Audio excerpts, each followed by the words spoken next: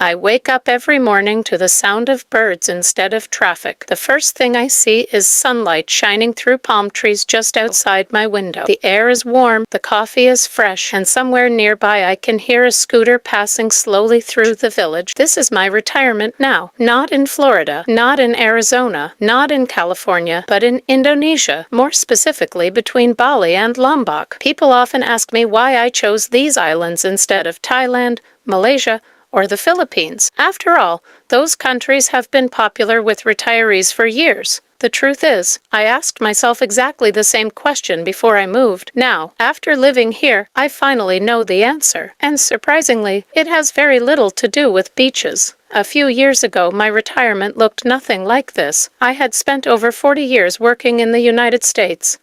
Like many people my age, I believed retirement would finally be the reward for decades of hard work. Instead, it became another source of stress. Every year, the cost of living increased. Property taxes climbed. Groceries became more expensive. Health insurance seemed to rise no matter what I did. I found myself checking my retirement account almost every week, not because I wanted to, because I was afraid that one unexpected medical bill could change everything, afraid that my savings wouldn't last as long as I needed them to. The life I had imagined for retirement slowly disappeared. I wasn't enjoying my freedom. I was budgeting every decision. One evening, while reading articles about retiring overseas, I realized something. Thousands of retirees had already left America. Many of them weren't looking for luxury. They were simply looking for peace. That night, I made myself a promise. Before deciding where to spend the rest of my life, I would compare every destination carefully. I wanted facts, not advertisements. My first choice was Thailand. Everyone seemed to recommend it.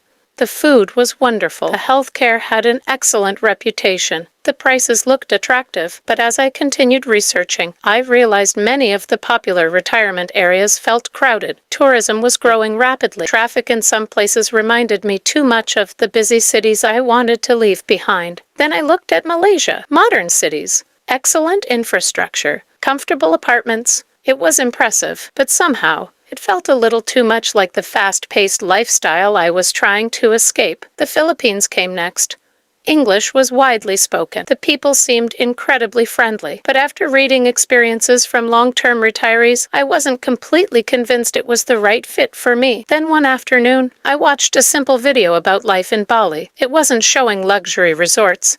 It wasn't promoting expensive villas. It simply showed ordinary people smiling, families gathering together, small cafes, traditional ceremonies, neighbors chatting outside their homes. For some reason, I couldn't stop thinking about it. As I researched further, another island kept appearing alongside Bali, Lombok. People described it as quieter, less crowded, more relaxed. Many retirees said they enjoyed Bali's energy, but loved escaping to Lombok whenever they wanted complete peace. The combination fascinated me. One island full of culture and activity, another full of calm and simplicity. I booked a flight, not because I was certain, because I needed to see it with my own eyes. Landing in Bali was exciting. The island felt alive. Colorful offerings decorated sidewalks. Temples stood beside cafes. Scooters moved through narrow streets. The smell of fresh flowers mixed with coffee and ocean air. It felt different from anywhere I had ever visited. But what impressed me most wasn't the scenery.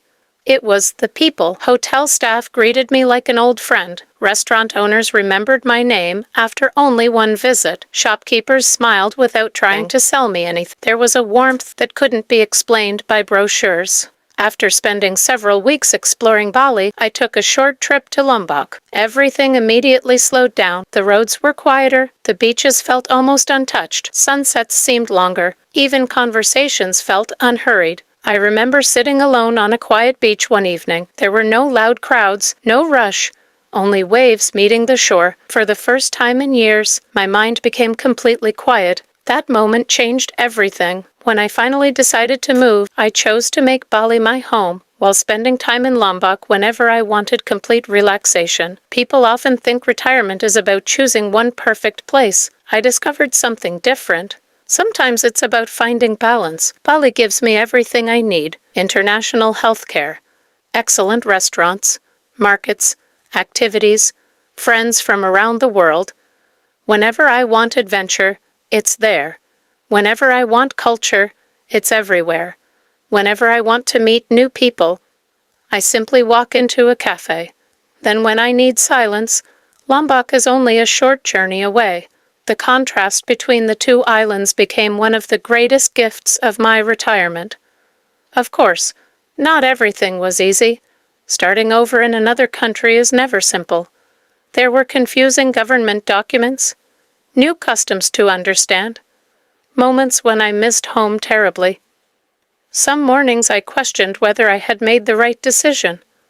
One afternoon, after struggling to understand paperwork for nearly 3 hours, I walked out feeling completely exhausted. I found a small cafe and quietly sat by myself. For the first time since arriving, I seriously considered going back to America. Maybe retirement abroad simply wasn't for me. As I sat there, the cafe owner noticed I looked upset. She brought me tea without asking. She sat down beside me. Using simple English, she asked what was wrong. I explained everything. Instead of giving advice, she smiled. Then she said something I'll never forget. Here, nobody has to solve life alone. A few minutes later, she introduced me to her brother, who spoke fluent English. He helped explain the paperwork. The next day, he even accompanied me to the local office. He refused any payment. He simply said, "Someday, help someone else." That kindness stayed with me.